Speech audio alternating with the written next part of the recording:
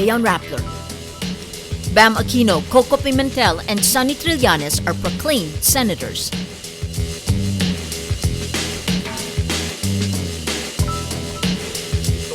The Commission on Elections says it used facts tallies as basis for proclaiming the top 6 senators Thursday.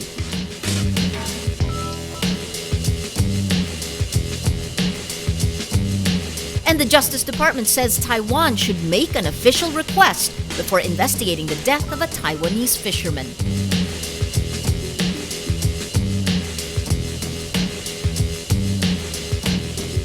Hello, I'm Maria Ressa. Welcome to Rappler, your social news network. Right now, just at the top of the hour, we basically had COMELEC's official count overtake the unofficial count from the transparency server. So if you take a look right now, COMELEC's 11th canvass report, 17,895,281 for Grace Poe. Compare it to the unofficial count in this chart, which has 16,337,085 for Grace Poe. We just saw the proclamation of the National Board of Canvassers proclaiming Bam Aquino, Coco Pimentel, and Sonny Trillanes senators of the Republic of the Philippines. But only Aquino attends the ceremonies, with Trillanes out of town, Pimentel skipping the event. Pimentel calls the proclamation premature. He says the remaining uncanvassed votes can still change the result. Based on the Commission on Elections' 12th canvass report, Bam Aquino has 14,086,288 votes. Over here, Coco Pimentel at 13,466,306 votes, and Sonny Trillanes 12,958,307 votes. Paterno S. Maciel is in the PICC for the proclamation. Paterno, what was it like? Maria, 3 new senators were proclaimed just this evening. Only Bam Aquino, the cousin of President Benigno Aquino, attended the proclamation, but along with him, the COMELEC also proclaimed Senators Coco Pimentel and Antonio Trillanes as new senators, re-electionist senators, Maria. They will be starting their terms in June. Maria, they failed to attend the ceremonies according to Chairman Brillantes because of various reasons. Trillanes was reportedly out of town, while Pimentel was reportedly sick, according to Brillantes. And well, their proclamations remain valid according to the chairman because there is still a signed certificate of proclamation that was approved by all the commissioners, Maria. Paterno, is there a reason given by COMELEC why it decided to do these proclamations piecemeal? Maria, there was an interesting Q&A with Chairman Brillantes right after the proclamation, and we asked him, how do you think will this build confidence in the electoral process, this piecemeal proclamation? And Chairman Brillantes says this will prove the efficiency of the automated system, that this is supposed to prove that the automated system works and the Philippines can conduct speedy elections, according to the chairman. He says there's nothing wrong with doing the proclamations later than today or yesterday, but he says there's also nothing wrong about doing it earlier, Maria. And Paterno, last question is, what's the reaction to Coco Pimentel not going to the proclamation, in addition to Nancy Binay doing the same thing last night? Maria, the COMELEC did not give a negative reaction because, well, what reached them was that Coco Pimentel is sick. Although we have received reports that Coco Pimentel was also advised by his lawyers to stay home because he actually opposed the early proclamation. Coco Pimentel said the proclamations are premature, Maria. Okay, that's Paterno S. Maciel reporting live from PICC. Thanks so much. The Commission on Elections says it partly based its proclamation of the top 6 senators Thursday on faxed tallies. On Thursday, the National Board of Canvassers proclaimed 6 senators after only 24% of certificates of canvass were counted.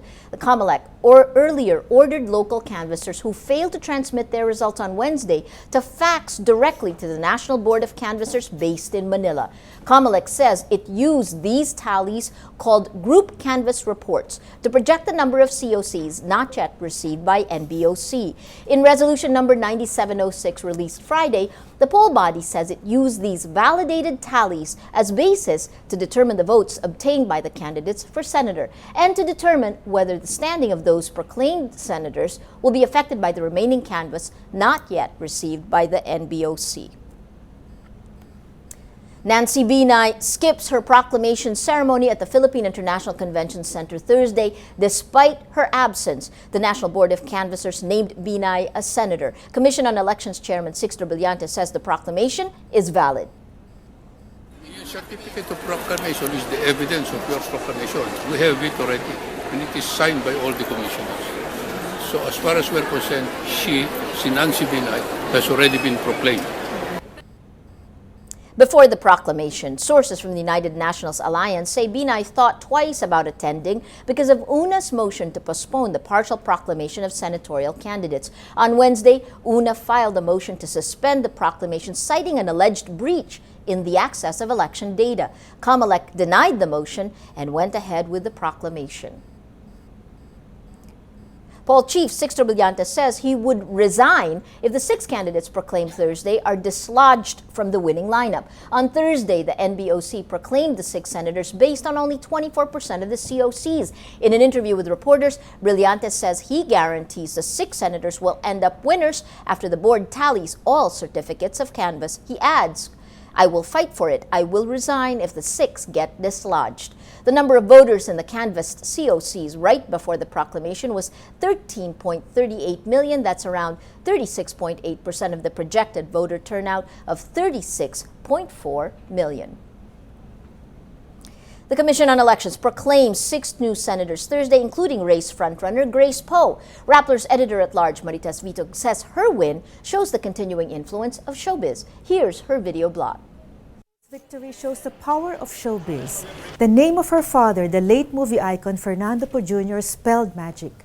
A focus group discussion her team conducted showed that people believed her father was cheated in his bid for the presidency in 2004, and they wanted to right this wrong. This sentiment further boosted her chances of winning. There was another plus factor. She ran a smart and disciplined campaign, says Senator Serge Osmeña, himself a veteran of national campaigns. Grace stuck to her message of being her father's daughter out to help the poor, and she worked hard to get this across in her ads, sorties, rallies, and debates. During the campaign, Grace said she saw widespread poverty. Indeed, inequity is the most pressing and disturbing reality in our country today. How will she address this once she gets to the Senate? Grace, surprise us. The public expects much from you. This is Marites Vitug for Vitug Vlogs. Justice Secretary Laila de Lima says the Taiwanese government cannot just send investigators for the killing of a Taiwanese fisherman. De Lima says Taiwan has to make, quote, an official request to the Manila Economic and Cultural Office before conducting any probe. She adds, without Taiwan's request, it would be the government's obligation to investigate the killing through an independent body. De Lima's statements come after investigators from Taiwan arrive in Manila Thursday to investigate the killing of the 65-year-old fisherman. Last week, the Philippine Coast Guard admitted they shot the fisherman after his vessel illegally sailed into Philippine waters. To retaliate, Taiwan banned the hiring of new workers from the Philippines. Well, let's now look at Rappler's Wrap for today, a list of the 10 most important events around the world you shouldn't miss.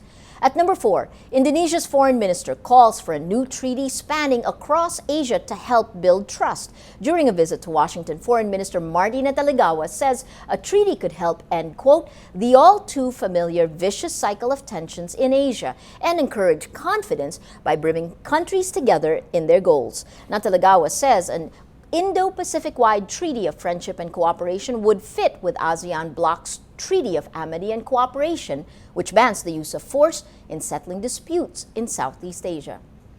At number 7, Boston bombing suspect Dzhokhar Tsarnaev wrote a note before his capture in which he called the victims, quote, collateral damage for U.S. actions in Afghanistan and Iraq. CBS News reports Tsarnaev also left a message on the inside wall of the boat where he hid from police, saying, quote, when you attack one Muslim, you attack all Muslims.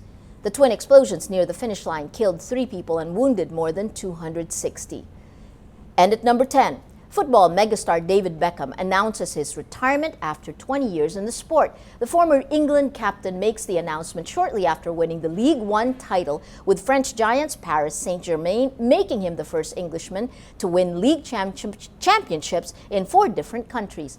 He bows out from the game at the same time as his Manchester United mentor Alex Ferguson, who handed Beckham his professional debut in 1993. For the full top 10, visit Rappler.com's The Wrap. Every story on Rappler has a mood meter which gives you 8 emotions to choose from. Click how you feel and your vote comes down to the mood navigator in the middle of the front page. That crowdsources the mood of the day. It also gives you the top 10 stories that have affected the way our readers feel. These stories have gotten the most number of votes on their mood meter. If you take a look today, there are actually 8 stories about elections and 2 stories about Taiwan. So if you can see Taiwan, why Taiwan is important to the Philippines, 63% angry. And how important is Taiwan for the Philippines? 47% annoyed, 27% angry. You see this great swath of purple. Purple is the color of this 6 senators, the story that's gotten the most number of votes. What happened last night, 6 senators proclaimed based on 24% of COCs. You have a 64% annoyed, along with these other stories, why Nancy Binay skipped her proclamation, 70% annoyed. All these annoyed votes contributing to the mood of the day. Today, most people are annoyed. Well, that's Rappler's newscast for today, Friday, May 17, 2013. Visit Rappler.com and watch our newscast Monday to Friday. Tell us how you feel on our mood meter and help us crowdsource the mood of the day. I'm Maria Ressa. As we say at Rappler, tomorrow begins today.